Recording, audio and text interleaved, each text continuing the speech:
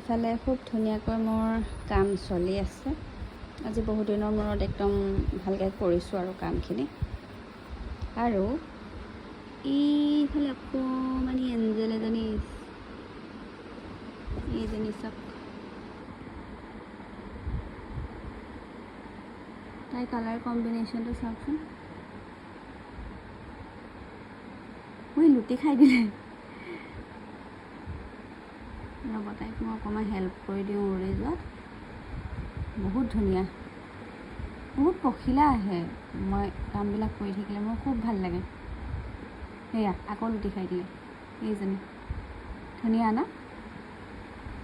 কেইবাটাও আছে colour, black, mainly black, এইফালে য়েল্ল' আছে। আকৌ লুটি খাই দিলে। ৰ'ব, তাইক মই হেল্প কৰোঁ, তাই উৰি যাওক।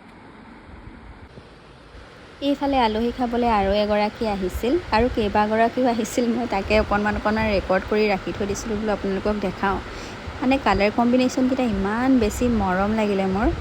থৈ দিছোঁ, কেতিয়াবা কাপোৰ যদি বনাওঁ বোলো এনেকুৱা যদি পাখিৰ আকাৰত বনাওঁ, মানে কালাৰ কম্বিনেশ্যনটো যদি লওঁ হয়তো ভাল লাগিব বুলি মই ভাবিছোঁ।